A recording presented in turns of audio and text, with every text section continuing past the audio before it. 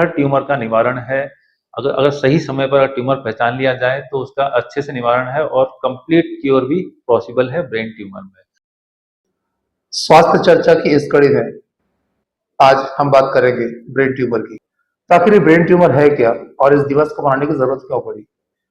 बड़ी संख्या में ब्रेन ट्यूमर से ग्रस्त लोग, इलाज करा चुके लोग एक ऐसा कम्युनिटी बनकर सामने आए जिनकी जरूरतें अलग थी, जिनको एक दूसरे का सपोर्ट की आवश्यकता थी, मगर ऐसा कोई फोरम नहीं था। तो सन 2000 में जर्मन ब्रेन ट्यूमर एसोसिएशन ने यह फैसला किया कि प्रत्येक वर्ष 8 जून को ब्रेन ट्यूमर डे मनाया जाएगा, ताकि ब्रेन ट्यूमर से जूझ रहे और ब्रेन ट्यूमर का इलाज करा चुके लोग आपस से जुड़ सके, अपनी कहानियां शेयर कर सके और एक दूसरे का सपोर्ट सिस्टम बन सके। तो आज हमारे साथ हैं डॉक्टर दीपक बंसल, जो कंसल्टेंट न्यूरोसर्जन है हाईटेक सुपर स्पेशलिटी हॉस्पिटल में, और अपने कार्य में दक्ष भी हैं और काफी अनुभव भी रखते हैं। तो आज हम उनसे जानते हैं कि ब्रेन ट्यूमर आखिर होते क्या है, कहाँ होते हैं, इनसे लाइफ किस तरह से इफेक्टेड होती है और इनका इलाज किस तरह किया जाता है, और इलाज के बाद जीवन प्रत्याशा किस हद तक अच्छी होती है या बेहतर होती है। और आज का थीम है brain health for all ages.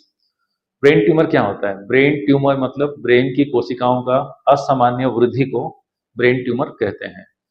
Brain tumour कई प्रकार के होते हैं, जिसमें हम उसको डिवाइड करते हैं प्राइमरी या सेकेंडरी।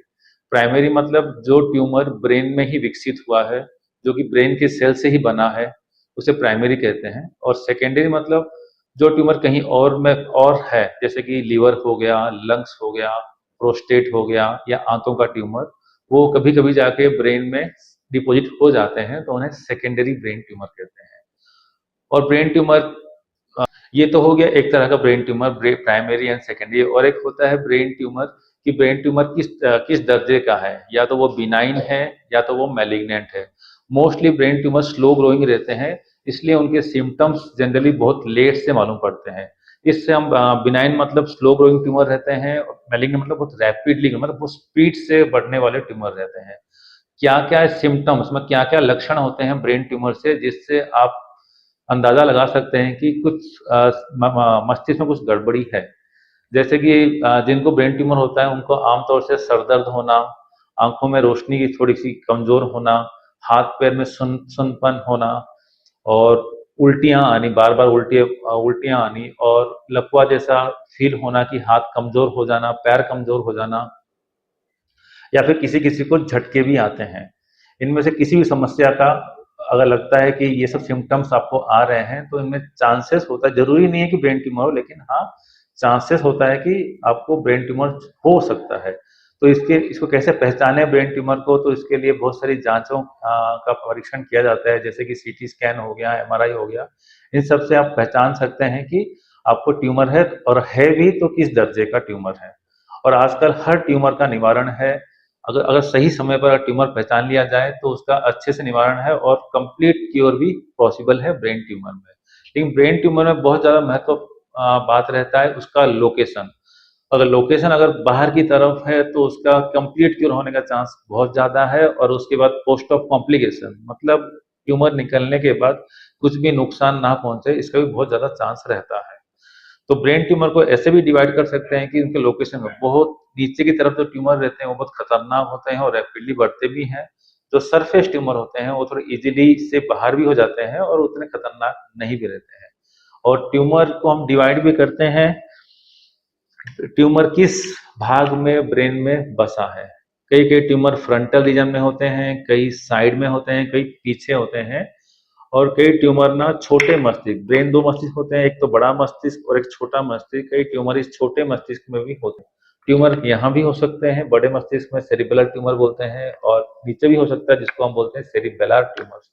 इन दोनों के लक्षण बहुत ही अलग रहते हैं। जनरली जब ट्यूमर ऊपर बड़े मस्तिष्क में होता है तो उस टाइम आपको सर दर्द, उल्टियां होना, हाथ पैर में झटके आना, बेहोशी होना, आंखों में देखने में कमजोरी आना, ये सब मुख्य लक्षण है। और जब ट्यूमर आपके सेरिबेलम में होता है कि पीछे पोस्टीरियर फोसा में होता है, तो उस टाइम आपको चक्कर बहुत आते हैं, उल्टियां बहुत आती है, परसिस्टेंट चक्कर रहता है, और मल्टीपल एपिसोड ऑफ वॉमिटिंग होता है, और चलने में आपको लगता है कि आप गिरने वाले हैं। तो ये सब मुख्य सिम्पटम होते हैं जो ट्यूमर पीछे वाले भाग से उत्पन्न होते हैं। इनका ट्रीटमेंट पूरी तरह से संभव है अगर सही समय पर अर्ली बहुत जल्दी अगर पहचान लिया जाए इन सिम्पटम्स को, तो इनका ट्रीटमेंट बहुत अच्छे से हो जाता है और कुछ भी कॉम्प्लिकेशन या न्यूरो डेफिसिट्स मतलब कुछ भी नहीं रहता है। तो जितना जल्दी इन ट्यूमरों का ट्रीटमेंट किया जाए, उससे जल्दी आप अपने लाइफ में तुरंत अपने वापसी हो सकती है। ट्रीटमेंट क्या-क्या है? सबसे मेन ट्रीटमेंट रहता है कोई भी ट्यूमर का सर्जिकल रिसेक्शन मतलब कितने अच्छे से ट्यूमर बाहर निकाल दिया गया है, उससे आपकी आगे की लाइफ की तय होती है। और ट्यूमर बिनाइन दर्जे का है और पूरी तरह से उसे निकाल दिया गया है, तो आपकी लाइफ जैसे पहली थी वैसे हो जाती है। और ट्यूमर मैलिग्नेंट दर्जे का है, तो ट्यूमर निकालने के बाद आपको कीमोथेरेपी, रेडियोथेरेपी की ज़रूरत पड़ सकती है। तो वो सब होने के बाद आपकी लाइफ की एक्सपेक्टेंसी जो कि 5 साल, 10 साल, 20 साल ट्यूमर के हिसाब से बढ़ जाती है। तो ये जो बताते हैं कि ट्यूमर हो गया मतलब बहुत खतरनाक है और ज़्यादा उम्र नहीं बची है, ये बिल्कुल गलत है, ये अफ़वाहें हैं। और ट्यूमर का इलाज सही समय पर करेंगे तो आप एकदम स्वस्थ और पूरा क्योर हो सकते हैं।